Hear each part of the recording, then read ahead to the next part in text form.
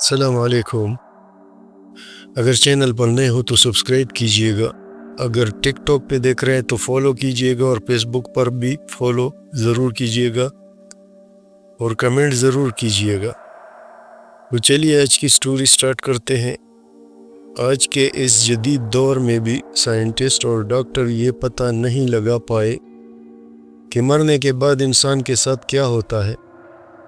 اس لیے ہسپتال کے مردہ گھر میں کئی ایسے راز چھپے ہیں جنہیں آج تک کوئی سمجھ نہیں پایا، جس کے ایک پار موت اور دوسری طرف زندگی ہے۔ میں کئی سال پہلے ایک پرائیویٹ ہسپتال کے نائٹ شفٹ میں کام کیا کرتا تھا۔ میرا کام بہت بورنگ تھا۔ پوری رات سیکیورٹی روم میں بیٹھ کر CCTV کیمرے سے ہسپتال کے لیب پر نظر رکھنی ہوتی تھی۔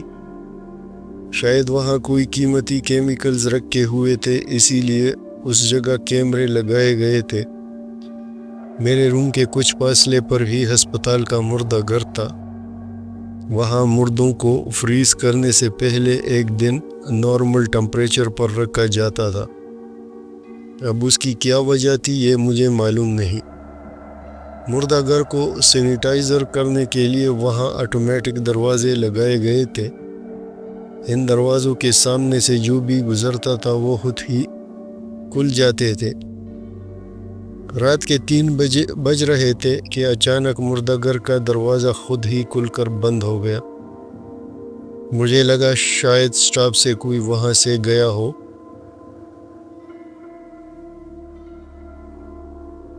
اب میرا پورا دھیان کمرے کی طرف تھا۔ تھوڑی دیر بعد مردہ گھر کا دروازہ پھر سے کھلا اور بہت تیز ہوا چلنے کی آواز آنے لگی۔ میرے سامنے ایک اور کو بوائے ہوتا تھا، لیکن وہ کسی وجہ سے کام پر نہیں آیا تھا۔ پھر میں نے کیمرے کی طرف دیکھا تو وہ دروازہ ابھی تک بند نہیں ہوا تھا۔ مجھے لگا دروازہ اٹک گیا ہے۔ میں اپنے کمرے سے نکلا اور مردہ گھر کی طرف چل دیا۔ وہاں پہنچ کر میں نے دروازے کے سامنے کئی بار اپنا ہاتھ لہرایا کہ شاید وہ بند ہو جائے، لیکن نہیں، وہ ابھی تک اٹکا ہوا تھا۔ پھر اچانک مجھے ایک لڑکی کی چیخنے کی آواز آئی۔ یہ آواز مریضوں کے وارڈ سے آ رہی تھی۔ میں تھوڑی دیر وہی کھڑا رہا کہ شاید اسٹاف میں سے کوئی نرس آ جائے، لیکن کوئی نہیں آیا۔ کچھ دیر کے بعد وہ اس لڑکی کے پھر سے چیخنے کی آواز آئی۔ اب میں آگے بڑھا اور کمرہ نمبر 13 کے سامنے کھڑا ہو گیا۔ چیخنے کی آواز اسی کمرے سے آ رہی تھی۔ میں اندر گیا تو وہاں تقریباً 16 یا 17 سال کی لڑکی بیڈ پر ڈری سہمی بیٹھی تھی۔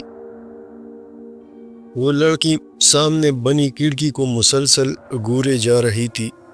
پھر اچانک میری طرف دیکھ کر کہنے لگی، مجھے یہاں سے لے جاؤ، وہ مجھے مار ڈالے گا۔ مجھے بہت ڈر لگتا ہے اس کمرے میں۔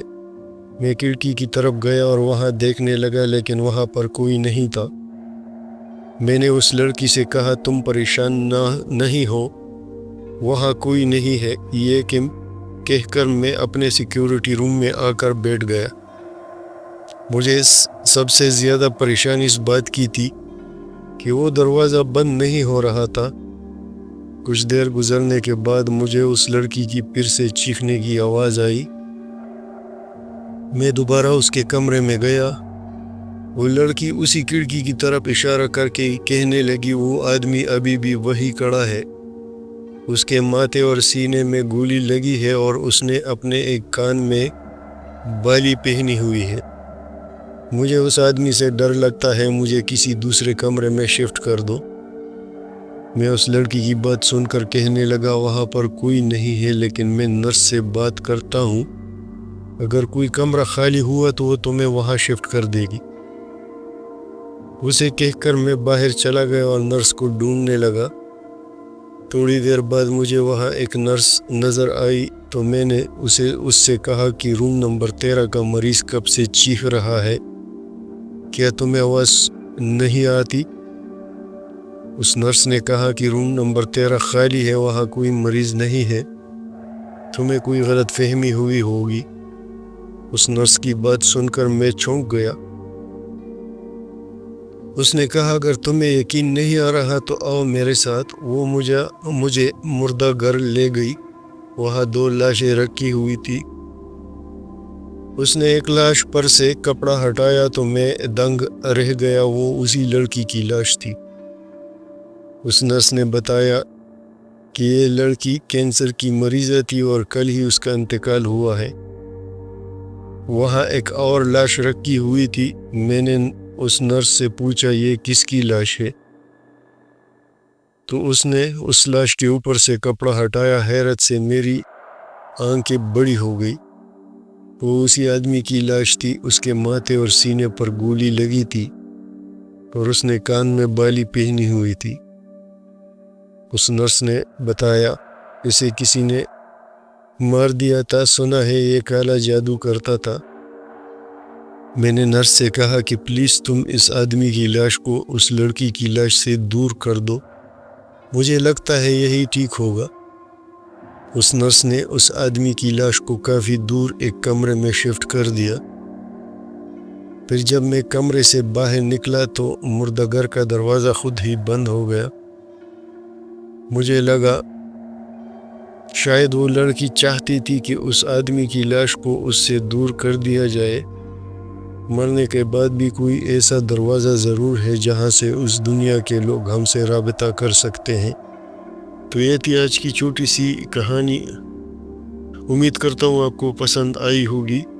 اگلے ویڈیو تک اللہ حافظ۔